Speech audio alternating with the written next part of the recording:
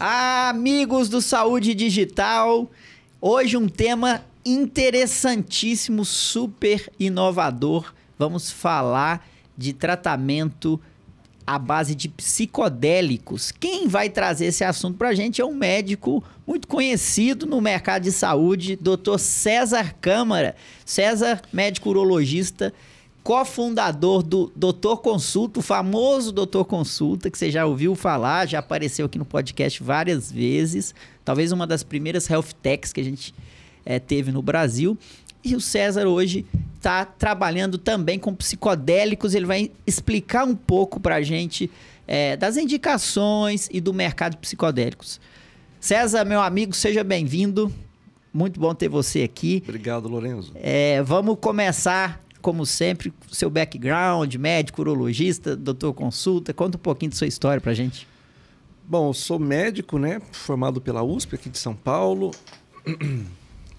Fiz tudo, né? Cirurgia geral, urologia, doutorado, e teve essa história do Doutor Consulta, que foi um negócio realmente muito legal. Eu fui cofundador, né? Participei desde o comecinho de tudo. E foi uma ideia que não foi minha, mas foi uma ideia do Tomás Ruge, que tocou tudo. Cara que é fantástico, fenomenal.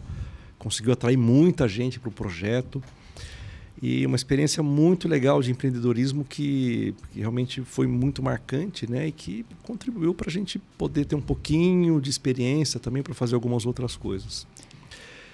Em 2018 eu tive uma oportunidade de sair parcialmente, continuo com uma porcentagem bem pequenininha, mas não participo mais da gestão há muito tempo de lá, desde essa época. Mas a partir de 2019, 2020, pensei em alguma outra coisa, e surgiu essa história toda aí que a gente vai conversar um pouquinho hoje. Bem legal, só voltando você é urologista, né? Sim. O pai do Tomás, urologista. Sim. A sua aproximação foi devido a isso? Você conhecia a família? Conta um pouquinho, porque é bem curioso. Eu sou um baita admirador do projeto Doutor Consulta, pela envergadura, por como começou lá na favela, como que vocês trouxeram esse conceito para o Brasil de acrescentar tecnologia para melhorar processos, retirar atritos e levar saúde e acesso para a população. Na época, há uns anos, logo o Doutor Consulta estava começando, eu li um livro do Prahalá, que é um indiano que estuda negócios da base da pirâmide, negócios que começam para a população mais pobre. Então, eu sou um curioso, queria que você puder explorar um pouquinho como que surgiu lá, você e o Tomás. Isso surgiu de uma ideia do Tomás, talvez não, com certeza se inspirando em colegas dele dos Estados Unidos que estavam no México, e ele se inspirou em algumas redes de clínicas que já existiam no México, né? Uma delas chama Clínicas Similares do Dr. Simi. E, acho que, se não me engano, eram 2 ou 3 empresas. Cada empresa, uma tinha 500 clínicas, outra tinha 300. Então, era um negócio gigantesco. E a ideia inicial era replicar a mesma coisa aqui. Então, inicialmente, era tentar replicar, se adaptando ao Brasil, mas as coisas eram muito diferentes no México, porque lá o médico tinha um vínculo muito precário, ele tinha uma farmácia junto com a clínica, não tinha prontuário eletrônico, não tinha nem pia, às vezes, para lavar a mão. E aqui no Brasil a regulação é muito mais exigente, muito mais cuidadosa em relação a isso. Então, o Doutor Consulta começou para atender o pessoal realmente da base da pirâmide. Começou em Heliópolis, em São Mateus, atendia nas duas. E até pediatria atendia em São Mateus. E começou dessa maneira. Depois de algum tempo, né, quando a clínica realmente explodiu e cresceu e realmente começou a ser reconhecida, logo depois disso, essa preocupação em processo, em tecnologia, em usar a informação, surgiu de uma maneira muito incisiva, muito forte, por causa do Tomás. Se dependesse dos médicos, não tinha acontecido nada disso. E foi assim que as coisas se desenrolaram e cresceram, né? Bem interessante. Mas vamos falar aqui do nosso tema. Aí, a sua segunda jornada empreendedora foi a Biocase, onde vocês importam medicamentos à base de cannabis. E da Biocase surgiu a Alma Viva, o Instituto Alma Viva, onde vocês abordam a terapia com psicodélicos.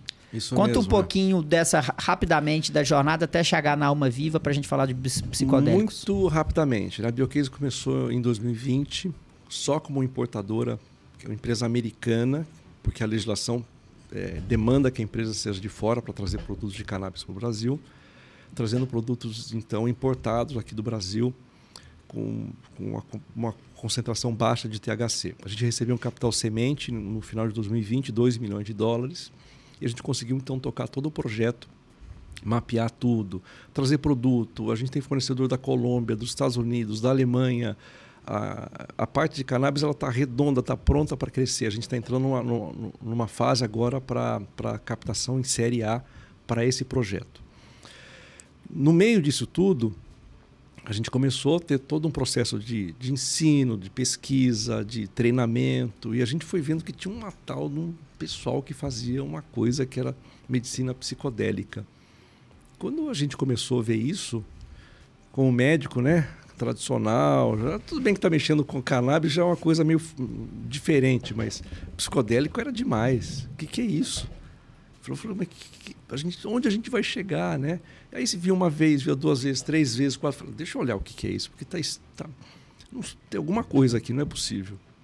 E aí, para minha surpresa, não para muitas outras pessoas, mas para minha surpresa, os psicodélicos, né? E a gente não está falando de uso em festa, balada, a gente não está falando de psicodelia, a gente está falando de uso terapêutico de algumas substâncias que têm um potencial de atuação na mente, que tem uma consistência tanto terapêutica quanto científica que não dava para comparar com o que tinha com cannabis. Então, tinha publicação com a Alizum, feita por Johns Hopkins, Harvard, Imperial College London, NIU, as grandes universidades com centros para estudo de psicodélicos com financiamento privado, financiamento público, né, instituições sem fins lucrativos conduzindo estudos no FDA americano. Então, isso chamou muito atenção. E estudando tudo isso, a gente entendeu que a oportunidade de estar na crista da onda de uma coisa realmente inovadora que pode fazer diferença de verdade para quadros gravíssimos, né, de pacientes em saúde mental, existia, e aqui no Brasil a gente provavelmente ia ser uma das primeiras empresas a empreender nessa área. Então foi assim que as coisas começaram. E aí então chamou a atenção, você médico, uma empresa médica, né, já estava atuando na cannabis, vem olhar para o ramo dos psicodélicos. Quando eu pego, quando você fala da consistência desses estudos, né, você traz que os estudos com psicodélicos, eles têm mais consistência, têm mais relevância científica do que quando comparado com cannabis. E relevância terapêutica também, né? O número de pacientes que podem ser impactados com as terapias com psicodélicos é enorme. Então, vamos falar só de psilocibina, né? Tá. Não vou nem falar de MDMA, não MDMA que usa embalado. O MDMA é medicamento para usar num ambiente terapêutico. Ele deve ser liberado esse ano para tratar estresse pós-traumático. Não vamos nem falar da Austrália, que liberou tanto psilocibina como o MDMA também para médicos cadastrados, Canadá e alguns países da Europa também. Vamos falar só da psilocibina. Psilocibina é um composto que está num fungo que é nativo do Brasil, que cresce do sul até o norte. No Brasil inteiro tem um fungo, que é o Psilocybe cubensis. É um fungo que não é proibido no Brasil, como é proibido a cannabis, não está na lista de plantas, entre aspas, né? Não é uma planta, é um fungo proibido. É um cogumelo. É um cogumelo e que produz essa substância.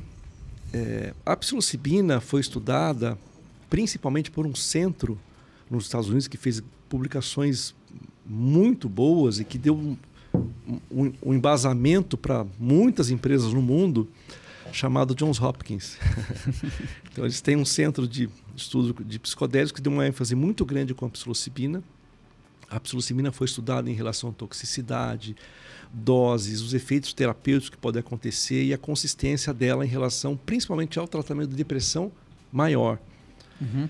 Então, se a gente pensa que no Brasil existem entre 17 e 22 milhões de pacientes com depressão, 5 milhões deles em tratamento efetivo com depressão, mas o resto está sem tratamento. E você tem uma substância que cresce num fungo nativo do país, que você consegue extrair. E de acordo com os estudos de Johns Hopkins e outros estudos estão confirmando isso, o paciente tem que tomar uma dose a cada 6 meses para tratar uma depressão maior. Isso realmente pode ser uma coisa revolucionária. Por que será? Onde que está essa meia-vida tão longa? O que acontece quando ele toma? Qual que é a diferença do quadro recreativo, vamos dizer assim? O quadro recreativo é quando a pessoa vai numa festa e toma, sem um cuidado de saber por que ele está tomando, quanto ele tem que tomar, quem está cuidando dele, o ambiente que ele está, se é seguro ou não e assim por diante. Quando a gente fala em tratamento, a gente está falando do uso dessa substância no ambiente de consultório ou de hospital, com todo cuidado, com uma preparação antes. Então, sessões de preparação, depois sessão de uso, depois sessão de integração e depois acompanhamento desse paciente ao longo do tempo. Então, é uma psicoterapia assistida por um psicodélico. E não é a meia-vida, na verdade, da psilocibina que tem esse efeito todo. O que a psilocibina faz e que outros psicodélicos fazem, mas o interesse da psilocibina é que o efeito dela realmente parece ser muito prolongado, é que ela provoca um reset do cérebro numa zona, chamada zona de modo padrão, que é responsável pela interação social, pela fala, pelas emoções, de como você interage, que tem um papel muito, muito relevante nos quadros de depressão e ansiedade. Então, a psilocibina, eu vou usar um exemplo que os americanos usam, né? É como se você estivesse numa montanha e que você desce de esqui e você tem sempre aquela mesma trilha. Você sempre segue aquele mesmo padrão, seguindo os mesmos movimentos e assim por diante. Quando você faz uso da psilocibina, é como se caísse uma nevasca e você pudesse começar tudo de novo. Então, ela trata a ansiedade muito rapidamente, a depressão muito rapidamente, de maneira sustentada, mas você tem a oportunidade de refazer aqueles caminhos viciosos que você estava seguindo que podiam te levar a quadros de recorrências, de depressão e assim por diante. As principais indicações atuais da psilocibina, quais são? Depressão maior, ansiedade existencial, que é o medo da morte em pacientes com câncer. Existem estudos já também para tratamento de dependência química, dependência em tabaco também, né? Quando a gente fala de dependência química, de drogas, a gente está falando das drogas. Quais são as drogas, né? Álcool, cigarro, e aí cocaína, crack, cannabis e assim por diante. Entendi. E quando você pega a psilocibina, quais são os efeitos colaterais? Tem risco de dependência? Não? Como que funciona?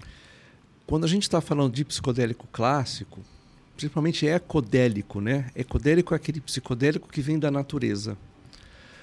Não tem que se falar em dependência química. A chance isso é estudado já, tudo que eu estou dizendo não é baseado naquilo que eu acho, tá? Isso tudo é embasado na literatura. A chance de dependência química é baixíssima, baixíssima.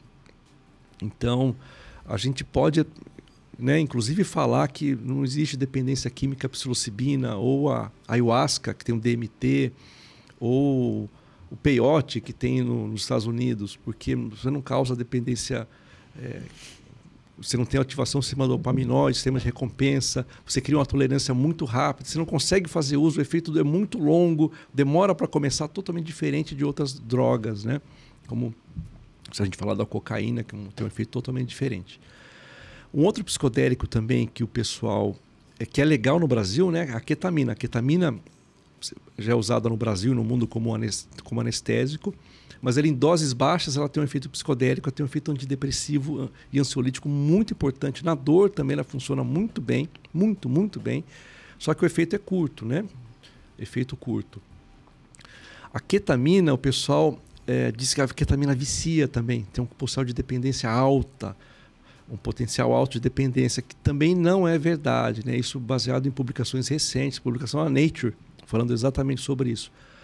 A ketamina, ela age também no sistema nervoso central liberando dopamina, que é um dos mecanismos de causar dependência, mas uma quantidade muito pequenininha, porque essa tempestade de dopamina que acontece quando o paciente faz uso de uma outra droga como cocaína, ela acontece e é isso talvez um principal mecanismo de causa de dependência, mas com a ketamina você tem um bloqueio nessa liberação. Parece que é como se fosse começar a chover, vem aquela tempestade e de repente cai só umas gotinhas de água.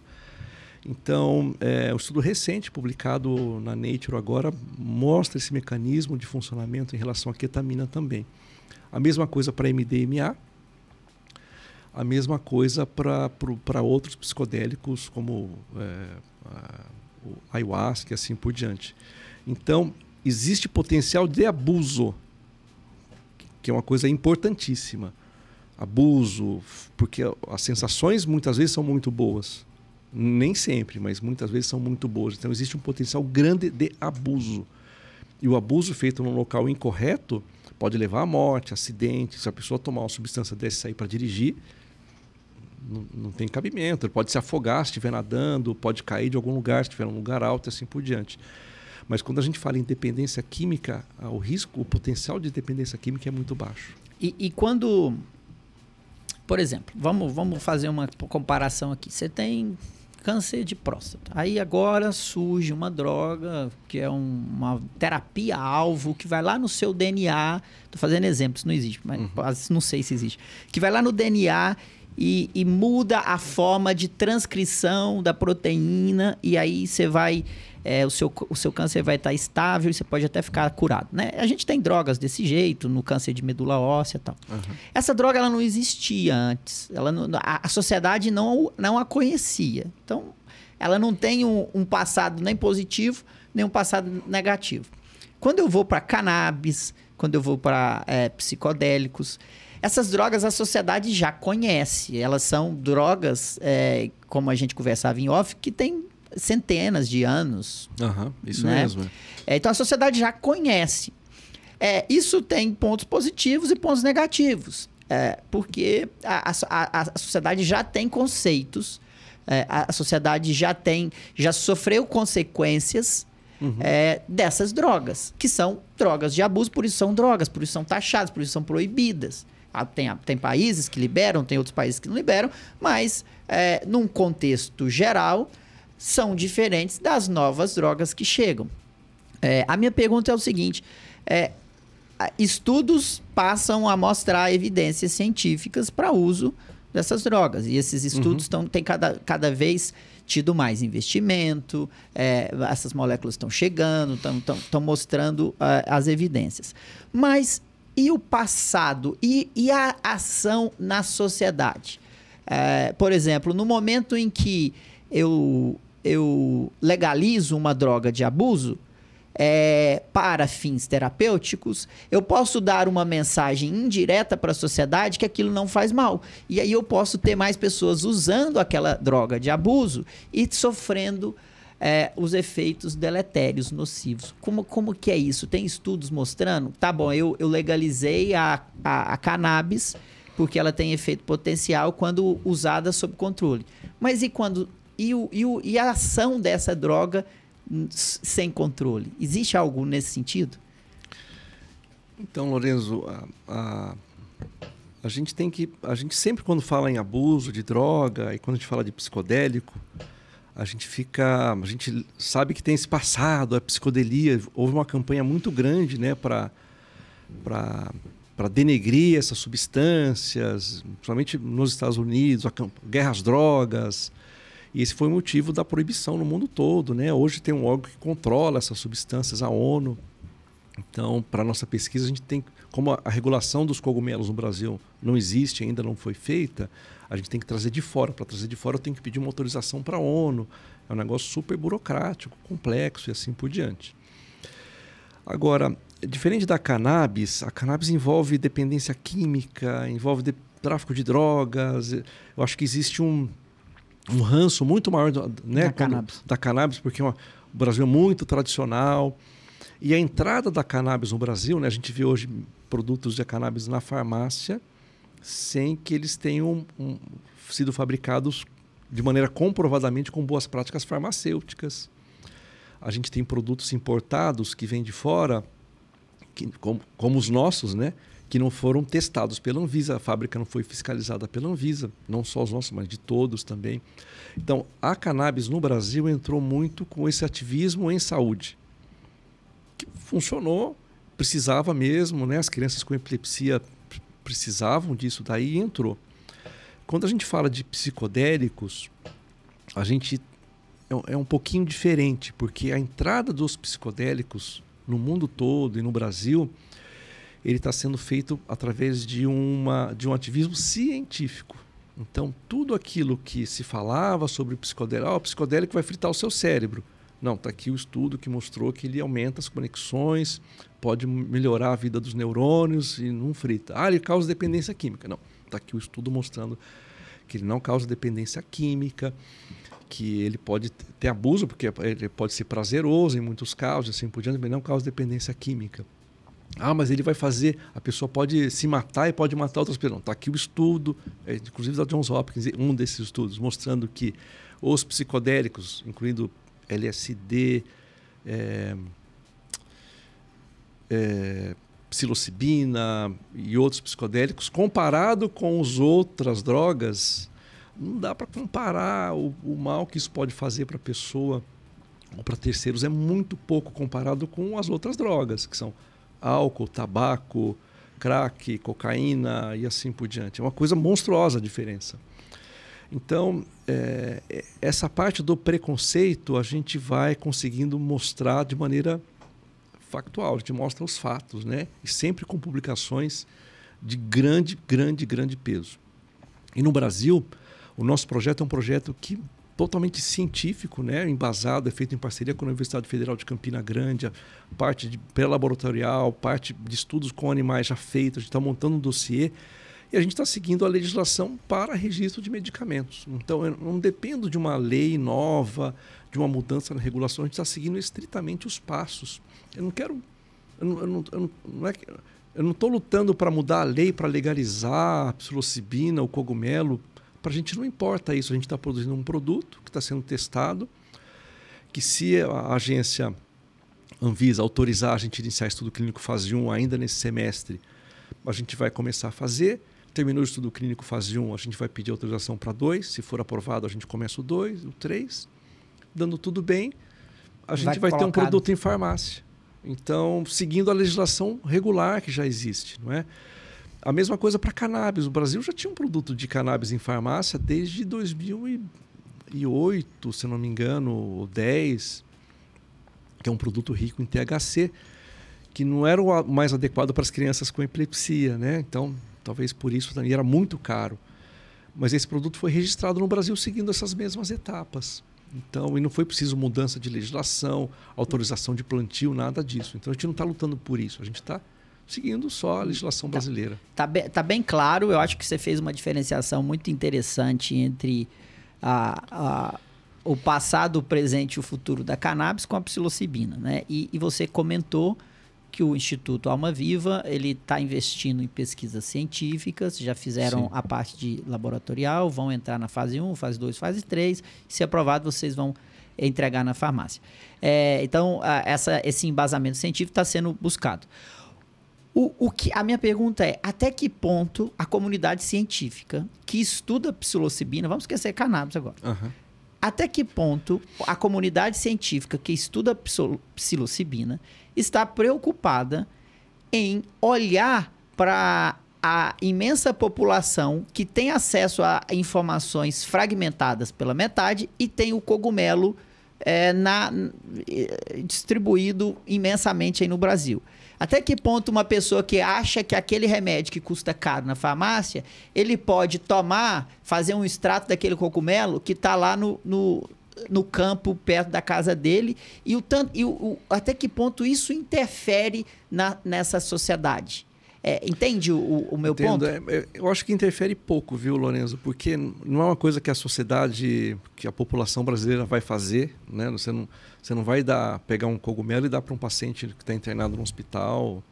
Então, Acho que é muito diferente o uso recreativo, ou até medicinal, que pode acontecer com o cogumelo. Ele não é uma substância que vai matar ninguém. Se você tomar, você não vai morrer porque você tomou. Então, vamos deixar isso claro também, né? O cogumelo, ele existe no Brasil antes da gente chegar aqui. E quantas pessoas viciadas em cogumelo você já conheceu na sua vida? Não causa dependência química. Agora, se acontecer uma coisa muito indiscriminada, um negócio crescer, então precisa de educação, precisa educar as pessoas, né? De como isso funciona. Isso é o papel nosso também, a gente faz isso também nas entrevistas, nas conversas, né? Eu até falo, eu não vejo sentido o pessoal comprando cogumelo para tomar em festa, porque é uma coisa que você toma e você... O paciente, quando ele sente os efeitos, ele quer sentar, ele quer ficar quieto, ele começa a refletir. É uma coisa muito reflexiva, introspectiva. Eu não consigo entender porque a pessoa faz... Porque ele quer ver as coisas se mexendo, entendeu? Então tem que ter um pouco de respeito também, né? Essa questão do respeito com aquilo que vem da natureza, o respeito com o seu próprio corpo, o respeito com a sua própria consciência.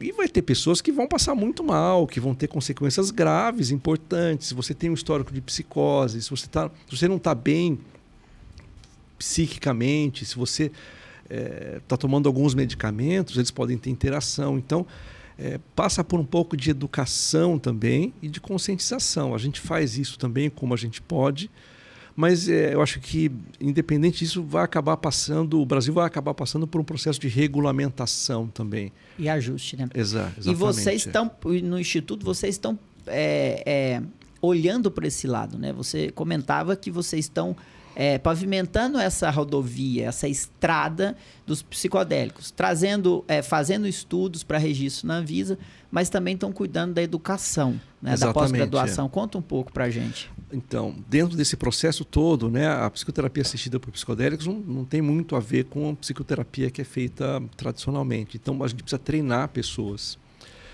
Então, desse ponto, por esse lado, a gente tem um estudo clínico fase 2, aprovado no sistema CEP-CONEP, plataforma Brasil, tudo direitinho, com pacientes com câncer e medo da morte, depressão, acadêmico, sem fins de registro de medicamento, para atender os pacientes, poder ajudar, usando cogumelo seco.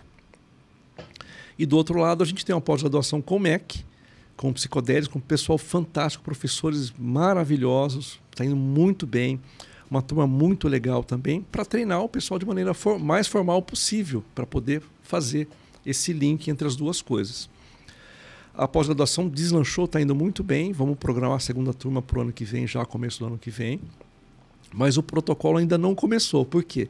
Porque a gente tem aprovação para usar o cogumelo seco das comissões de ética.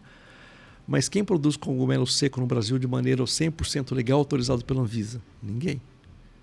Então a gente está pedindo autorização no sistema NDS, que é o sistema da ONU no Brasil, para poder trazer o cogumelo seco de um país de fora que tem autorização para fazer isso, para poder começar tudo. A gente acha que em mais um mês e meio, essa autorização vai sair e a gente vai poder começar esse protocolo também. Como você enxerga os próximos anos no Brasil, aí 5, 10 anos, dessas novas classes terapêuticas que têm chegado? E aí eu vou incluir, diferenciando os dois aspectos, né? Mas qual que é o futuro da cannabis no Brasil, como você enxerga, do ponto de vista de mercado, de business, e do ponto de vista da sociedade e de desfechos clínicos, tanto a cannabis quanto os psicodélicos? Acho que o mercado de cannabis no Brasil é gigantesco, é um mercado bilionário que a gente nem começou ainda a trilhar. As empresas precisam ter muita paciência, resiliência, caixa para poder correr uma maratona. Então não adianta... vou começar a querer fazer um monte de coisa e explodir de uma vez. Algumas conseguiram fazer isso, estão indo bem, ok, joia. São poucas. Quem quer ficar nesse mercado tem que ser resiliente, porque ele vai se abrindo aos poucos. É diferente do mercado americano, canadense, europeu. E se a regulação não progredir, as coisas vão se regulando meio que automaticamente também. O número de importações tem crescido cada vez mais, o número de produtos em farmácia tem crescido cada vez mais. E talvez daqui não sei quando, mas alguma coisa em relação à lei de drogas deve também mudar, porque não é possível a gente ficar encarcerando tanta gente por porte de coisas pequenas, né? Então é uma questão até de justiça social. Então talvez até a entrada da cannabis contribua para isso, né? Para uma maior conscientização, as pessoas se entenderem o que acontece, o que é fato realmente, que esse problema no Brasil. Então a cannabis pode ajudar a resolver um problema também social. Em relação aos psicodélicos, a gente está muito no começo, Lorenzo. Mas eu acho que se realmente a gente comprovar, principalmente em relação à psilocibina, né, que na minha opinião tem uma consistência fora do Brasil muito grande, o Brasil possui uma tradição gigantesca com o uso de psicodélicos, né? O Brasil é o berço da ayahuasca, que é um psicodélico tradicionalíssimo também, que tem efeito terapêutico, tem regulamentação para uso dele no Brasil, assim como a ketamina e a ibogaína. Se a gente realmente conseguir deslanchar a ponto de chamar a atenção do mundo, né, o Brasil já tem uma base muito boa. A gente vai ter que tomar cuidado até para não entregar as coisas para o pessoal de fora, porque o mercado brasileiro em si é muito grande, né? Entre 17 e 22 milhões de pacientes com depressão. 5 milhões em tratamento efetivo, né, com alguma forma de medicamento. Se a gente com psilocibina conseguir chegar a atingir 20% desse mercado em 5 anos, é um mercado só com um tratamento, com um medicamento, com uma classe de pacientes de 1 bi e 200, 1 bi e 300. É um mercado gigante, né? É um mercado gigantesco e que está carente de coisas que funcionam e que não sejam medicamento que você toma, passa mal, não resolve, não responde, assim por diante. E pelo que você me disse também, parece que a matéria-prima, né? O Brasil também tem a matéria-prima para a produção dessas novas drogas. Tem a matéria-prima, mas eles podem ser produzidos em laboratório também, entendeu? Então uma escolha nossa foi, não, a gente não vai produzir em laboratório, a gente quer que essa rede toda de produtores, né, depois de regulamentada, possam ser ativadas, para você ter toda uma cadeia disso, de educação e assim por diante. Existe uma coisa também de reparação das populações tradicionais, Lorenzo. O Brasil é signatário do chamado Protocolo de Nagoya. Então, toda vez que a gente utiliza um conhecimento tradicional, a gente tem que ter uma forma de retribuir isso, de recolocar. O Protocolo de Nagoya normatiza isso. Eu estou usando um cogumelo. Não tem população tradicional indígena que usa o cogumelo no Brasil, mas tem no México. Então, quando tem uma população de fora, que não é brasileira, mas que a gente está usando esse conhecimento para produzir um negócio, um business, né, em saúde, a gente usa o protocolo de Nagoya, se cadastra no Ministério do Meio Ambiente, existe um fundo de repartição de benefícios e assim que a gente conseguir começar a comercializar o produto, a gente faz um depósito, né? Que não é hoje, não tem uma lei para isso, mas a gente já está cadastrado para isso. A gente deposita royalties nesse fundo para ser distribuído para as populações tradicionais do Brasil. Sensacional. Sou um defensor, faço advocacy para a inovação, então esse tema ele casa perfeitamente com o nosso episódio. Mas tem que salientar também desse terreno, é um terreno árido, é uma estrada que ela não é tão simples, tão pavimentada para quando a gente fala de drogas, da gente usar drogas como terapêuticas, sendo que historicamente, culturalmente, pessoas usam como abuso e famílias são destruídas e pessoas morrem. E a gente tem esse lado, infelizmente, negro da história das drogas de abuso. Então, eu faço votos que a comunidade científica se fortaleça cada vez mais e também tenha esse compromisso de cuidar desse passado, porque para mim não adianta eu chegar e falar assim, agora isso aqui funciona, e passar uma impressão que o passado, o uso indiscriminado, o uso abuso não é nocivo. Eu tenho que ter eu entendo que tem que ter um cuidado de educação, de falar, cara, é igual aquilo, não faça isso em casa, aquele desenho, não faça isso em casa, isso é só para profissional. É isso mesmo. Mas só fazendo uma pontuação, né, em relação a drogas de abuso, né, a questão das famílias, isso tudo. O grande problema de álcool, de drogas hoje, né, no Brasil, no mundo todo, ele está relacionado a opioides, álcool, tabagismo também, mas não é um problema, né, que envolve a família, e a cocaína e os derivados da cocaína. Quando a gente está falando de psicodélicos, Lourenço, lógico que você tem abuso, mas é um abuso totalmente diferente desse. Os psicodélicos, eles ajudam a tratar os pacientes que estão com esse tipo de problema grave com essas outras substâncias, entendeu? Então, essa é o primeiro passo da educação. Pode ter abuso com psicodélico, mas é completamente diferente do abuso que você tem com esse tipo de substância, porque a pessoa vai abusar, ela vai se colocar em risco naquele momento. Depois ela não vai conseguir fazer uso nos dias seguintes, na semana seguinte, no mês seguinte, ela não vai sentir mais efeito, entendeu? Ela toma, vou tomar de novo amanhã, não vai funcionar. Daqui uma semana não funciona, ou se sente mal e assim por diante. Então, o tipo de abuso que existe em relação aos psicodélicos é totalmente diferente aos problemas que a gente vê aqui em São Paulo, principalmente na rua, com o uso das outras substâncias. E a gente tem que separar um pouquinho essas duas vias. O joio do trigo. Exatamente. César, obrigado por ter vindo aqui compartilhar esse tema com a gente, um tema rico. Rico e espinhoso, né? Rico e espinhoso. É uma estrada um pouco, né, cheia de curvas aí, que a gente tem que ter cuidado para não capotar. Isso mesmo. Para não tombar o carro. Mas queria agradecer, parabéns pela história empreendedora. Você é um médico jovem, que atua como urologista, né? Sim, trabalha no Hospital Albert Einstein e está empenhado em trazer inovação aqui para o Brasil. Obrigado pela sua presença. Eu que agradeço, Lourenço. Um abraço para todo mundo também. Valeu. Pessoal, conto com o seu feedback, o que você achou desse episódio e me dá sua dica. Quem você gostaria que estivesse aqui? O que você gostaria que fosse falado aqui? Fala comigo, eu vou atrás. E eu também te peço para compartilhar esse episódio. Gostou? Compartilha com pelo menos uma pessoa, pelo menos um grupo de WhatsApp que você acha que vai se aproveitar desse episódio. Estamos no YouTube com vídeo, estamos em áudio no Spotify, no Google Podcasts, no Apple Podcasts e vou gostar muito que você ouça, avalie e dê feedback.